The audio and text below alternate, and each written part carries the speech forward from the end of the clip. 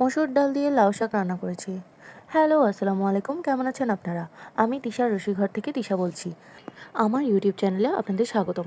আজকে আমি মসুর ডাল দিয়ে লাউ শাক রান্না করে দেখাবো। কিভাবে রান্না করলাম তা দেখতে হলে ভিডিওটি স্কিপ না করে পুরোপুরি দেখার অনুরোধ রইল। প্রথমে আমি লাউ শাকগুলোকে সুন্দর করে বেছে কুটে নিয়েছি। আধা কাপ মসুর ডাল পানিতে ভিজিয়ে নিয়েছি।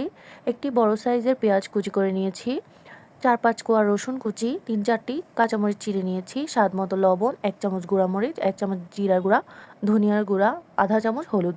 কড়াই গরম করে তেল দিয়ে নিলাম। এবার গরম তেলে পেঁয়াজ কুচি রসুন কুচিগুলো ছেড়ে দিয়েছি। এবার পেঁয়াজ আর রসুন কুচিগুলো লাল করে ভেজে নিব। পেঁয়াজ আর রসুন কুচিগুলোকে বেরেস্তার মতো করে ভেজে নিব। যেহেতু শাক রান্না করছি, শাকে বেরেস্তার ফ্লেভারটা খুব ভালো লাগে। এরকম লাল করে বেরেস্তার মতো করে ভেজে নিচ্ছি। একটু টাইম নিয়ে ভাজতে হবে। এবার পেঁয়াজ আর রসুন কুচিগুলো লাল হয়ে গেলে শুকনো উপকরণ কাঁচামরিচ দিয়ে নিব। এগুলো যাতে পুড়ে না যায় তাই জন্য একটু পানি দিয়ে নেড়েচেড়ে নিচ্ছি। এবার তেল উঠে আসলে ভিজিয়ে রাখা মসুর ডালগুলো দিয়ে দিব। মসুর ডাল এত বেশি ভিজিয়ে রাখা লাগবে না, যেহেতু এগুলো অনেকক্ষণ রান্না করব, তাই অনেকক্ষণ ভিজানো লাগবে না, 5-10 মিনিট পানিতে ভিজিয়ে রাখলেই চলবে। ভিজিয়ে রাখা মসুর ডালগুলো দিয়ে দিলাম। এবার পর্যাপ্ত পরিমাণে পানি দিয়ে ঢাকনা দিয়ে ঢেকে দিব। 5 মিনিট লো মিডিয়াম আঁচে কুক করে নিতে হবে।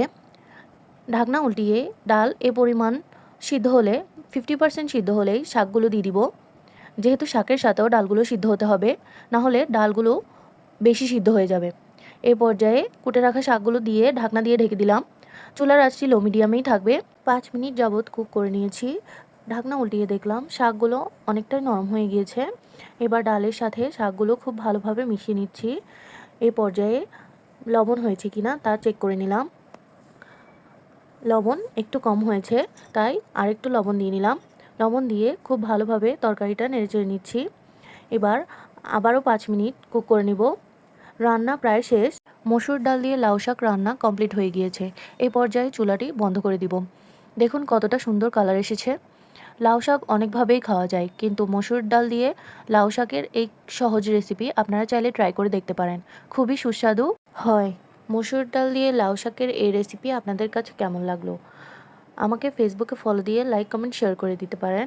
আমাকে চাইলে ইউটিউবে সাবস্ক্রাইব করে বেল বাটনটি ক্লিক করে লাইক কমেন্ট শেয়ার করে দিতে পারেন। ভিডিওটি পুরোপুরি দেখার জন্য ধন্যবাদ। আপনারা কে কীভাবে লাউ শাক রান্না করেন তা জানাতে ভুলবেন না।